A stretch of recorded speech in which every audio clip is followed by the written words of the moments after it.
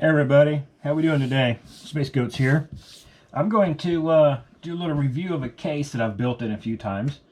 It's an awesome little case. I've been really happy with them.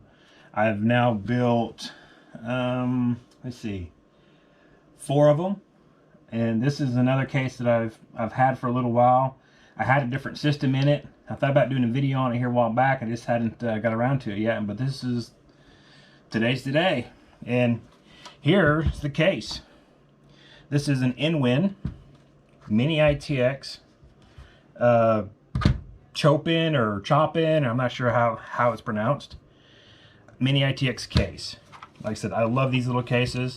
This trim piece around here, this aesthetic is all a brush polished aluminum that's been, I'm assuming it's been anodized black. I'm not 100% sure how they do this frame here. You have 2 USB 3.0 ports. You have your mic, your headphone jack, and your power button. I mean, just a simple little case. Let's go ahead and open this thing up inside. I'll show you what it looks like on the inside. Like I said, I've done several systems in this case, and pretty nice little case. I almost wish they would make it just a little bit different. Inwin, anybody watching this video, if you do watch videos, I'll show you in just a minute. If I take this off, here's the inside. Got lots of ventilation for the motherboard and stuff. Now, this case, they can be kind of hard to find sometimes. Micro Center sells these things, I think they're like $89 or $82, something like last time I looked. It does come with a power supply. It is a 80+ bronze power supply, but it's only 150 watts. So, but since it's a mini ITX, you're not having to power a graphics card. You're not having to power a bunch of stuff. You're powering a processor with onboard graphics. I'll show you my motherboard and stuff. We're going to put in this real quick. I'm going to try to keep this about 25 minute video.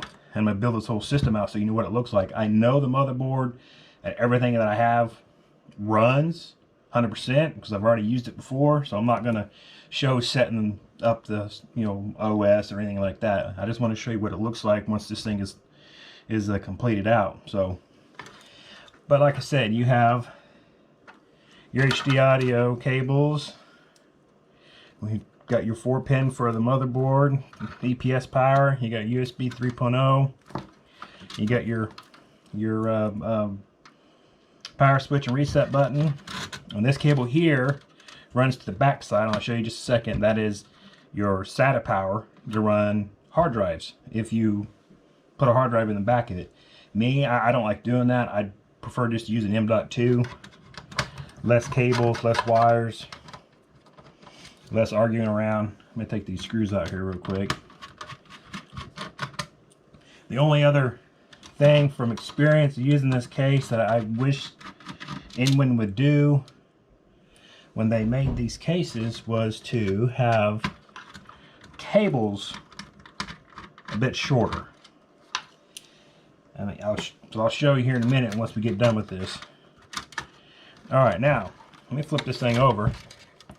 I made a mistake one time on these connectors here that locks this panel on. And don't twist them.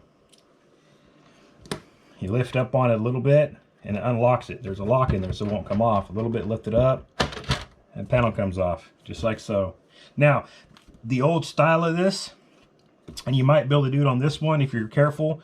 The old style of this particular case, you could take off this little cover on the bottom of it. Now this one don't have it, but the old style had an adapter that you could put it on a VESA mount, and you can mount this case on the back of a monitor and keep everything all nice and tidy. Now here is your hard drive.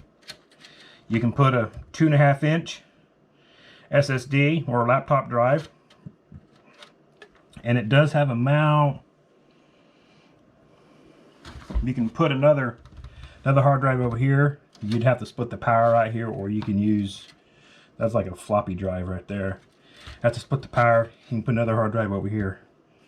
Now this bay here does come off, and so does this one. Take the screw out of it. and press down on the little tab. Now your little drive bay comes off. There's some dust on it. Little drive bay. Well thought out case for the most part. Like I said, I love these little cases. I built one of these for my wife for Valentine's Day for her work computer. And the same thing with this one here. This one here, you can pop it off. You can put a another 3.5 inch thin hard drive, or another SSD will go on here. You mount it from the bottom, set it in. It's recessed in, so you have to use like a countersunk screw or a thin button head on that one. But that's it though. That's the back of it. But one of my ideas is I wish they would make this case that did not have a back panel. Just make the motherboard tray this. The back of the panel is a motherboard tray. That would eliminate another. Oh, here, this I could eliminate another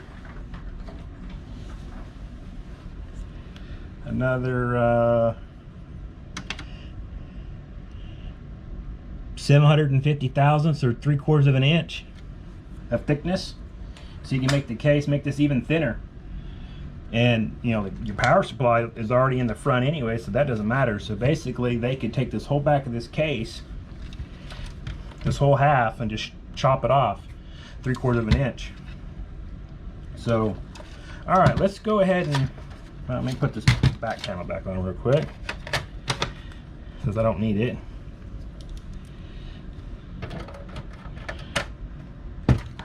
All right, with my handy dandy iFixit sponsorship, iFixit, you guys send me some free tools and I'll give them away.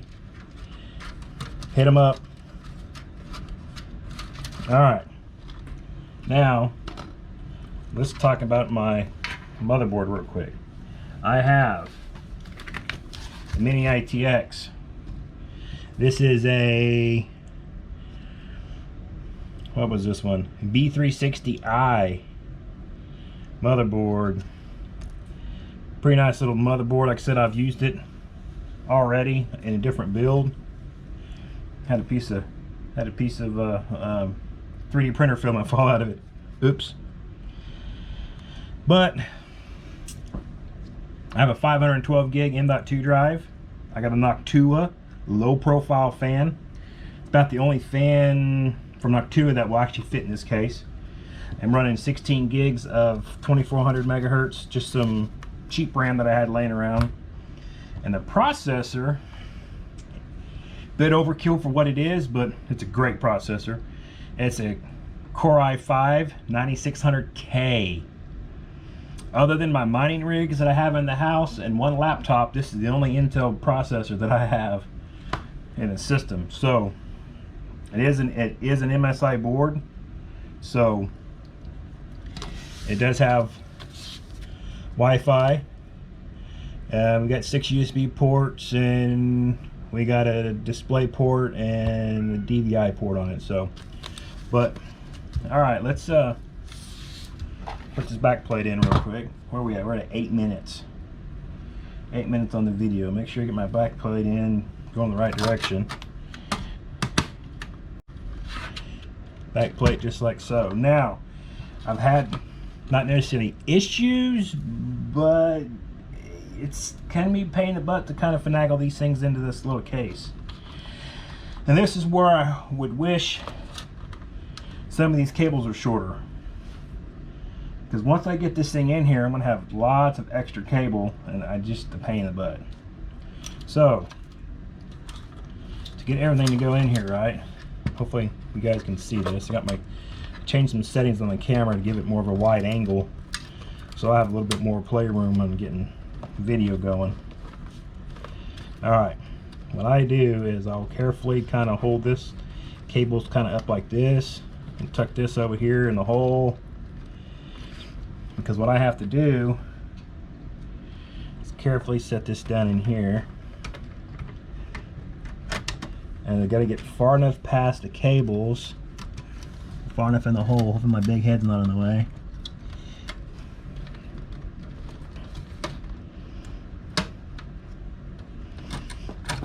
just like so. Alright, let me check that back plate, make sure everything's... Some of these back plates have tabs and stuff on them that stick out, and I've inadvertently got those tabs stuck in an HDMI port and stuff, and had to reach inside there after I got the computer built, of course, and not notice it, and reach in there with a pair of needle nose pliers and pull that tab out of the port and cut it off, because I didn't feel like taking motherboard back out of the system. Alright, motherboard is in place. So let me grab my 4 little screws with my iFixit screwdriver.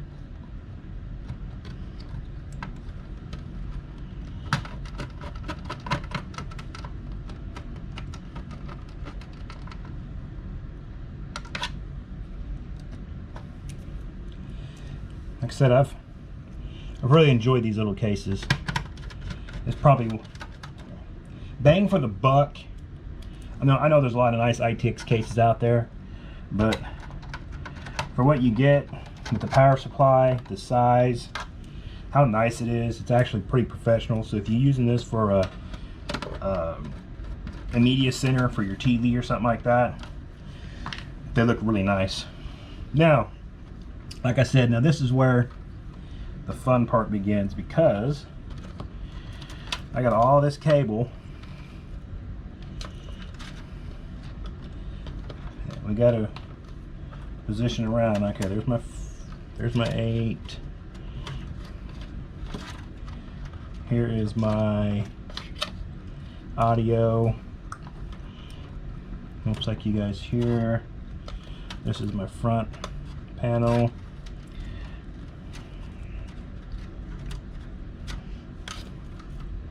So let me do my motherboard. 24 pin. Click.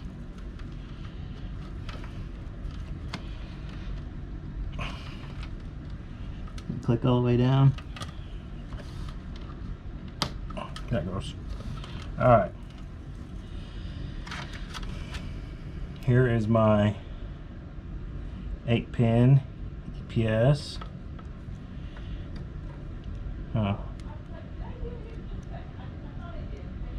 So let me, come on, dang you. These things will become a pain sometimes, trying to slot them together. Oops. There it goes. Alright, now put that in. Now this is my power button and reset and the hard drive light. I gotta remember where they're even located at on this board. This board is a little different, and so some of those are located in a different spot than some of the other boards. Which on this board here, you know, most ATX motherboards, your power, your reset, your LED lights are all down here in the bottom. This board here, it's right up here, right next to the 24 pin. So I'll have to. There's a little diagram down here. Speaker, power, reset. Yeah, I'll have to get a book out, make sure I get the right connections on that one. So anyways, what I'll end up doing is these cables here, I'll get them zip tied together and kind of carefully fold these down in here like so. This is my 24, my 4-pin or my 8-pin, and my SATA right here. And then these here will kind of fold up here, up underneath there. What I'll do is to finalize the wiring, because I like to keep everything zip tied and stable. I'm just kind of laying it down in here about how I'd route it in here. Now these are the ones that, I mean, look, I got, what is that, 18 inches of cable? Almost 18 inches of cable on this one. This one's at least 15. And where does this one plug in at? Plugs in right here. So I'll plug this one in carefully without bending pins. Come on, dang you. Alright, so that one's plugged in. And my HD audio, which on most motherboards, the HD audio is always in the back or somewhere to this back corner. Same thing with this ITX board, and it plugs in right over here. And as far as I'm concerned, there's no way that an ITX build that you would ever need that much cable, because anywhere on this board, no matter where this pins are at, I mean, worst case scenario, you're gonna route the cable around this way and plug it in right here. But what I'll end up doing, which I've done this before, is I can route this cable kind of down here in between the RAM and kind of tuck it in here like so, kind of back up out of the way. This thing here is just a pain in the butt. I wish they would come up with a better way to do these cables on the USB 3.0 ports. This one here, either lay it down something like this, which I've done a little bit, or kind of fold it up underneath, back up underneath here with the power supply motherboard cable. But that's really it. I'll hook this up later. I'm not going to worry about it right now. I need to find my manual, just make sure not all the pins are labeled on the motherboard, so I gotta remember which one goes where. I know where the power button is, and that's the only one I normally worry about. And that's it. So, pretty simple build to build in. I mean, if you have all the parts and you have the case and everything is up functional running, I mean, other than the 10 seconds to click in the RAM, maybe 20 seconds to install your M.2 drive, and time you do the cooler and the power supply or the CPU, because I know on this particular cooler you got a plate that goes on the bottom side that you actually have to screw to, and it's not attached to the motherboard. It's a little different mounting on it. It takes a little bit longer. So I basically did all this kind of farting around. 17.5 minutes is what my video says currently, and it's a complete system. And that's it. Oh no, I didn't get this back cover on all the way. I missed a tang. I got it that time. Ooh, come back here, screw. And that's it, guys. Simple little case. Like I said, it's an awesome little system. And I think there is another cooler that you can use. I can't remember who makes it. It's a little bit taller, but I've noticed with some of my ITX builds, when I do the 3D printed cases, there's one cooler that I like to use, which is the taller version of this. This one here is only 39 millimeters tall. It's not, or something like that. They have another one that's like 65. And on my 3D printed ITX cases, they're so close to the grill, it kind of creates a resonance and actually will kind of vibrate the grill and makes the fan sound a lot louder than what it actually is. So I've had to do some modification to either the fan to lower it a little bit to be able to use it with those cases, or I had another one of these systems. I used a slightly different cooler, and I didn't like the noise that the cooler made. So, but these Noctua ones are great. They're probably not as good as the big ones. This probably doesn't cool any better than like the OEM ones, the ones that Intel ships with all their processors. The piece of crap garbage one. But I know this one will last, well, probably for the lifetime of this ITX system. So, all right, guys. Well, that's it for this little build. Quick little video. Coming on 20 minutes. So, I'll see you guys in the next one. I'm out of here.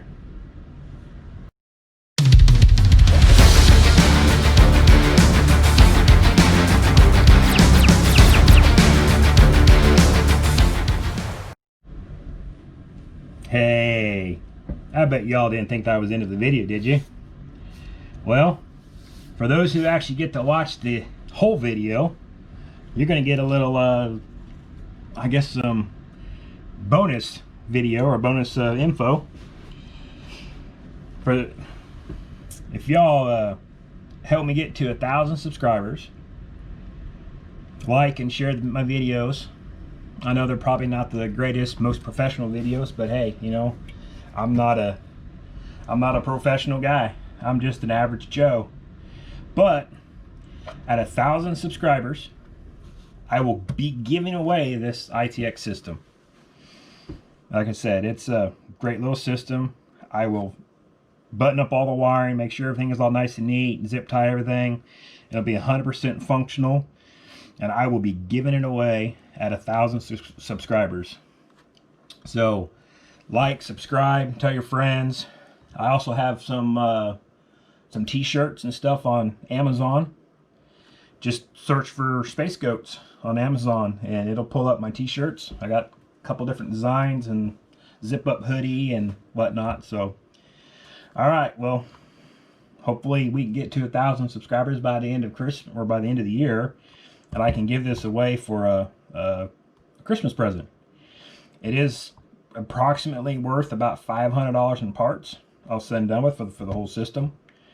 And I think it'd make a great little system for somebody that's maybe in college or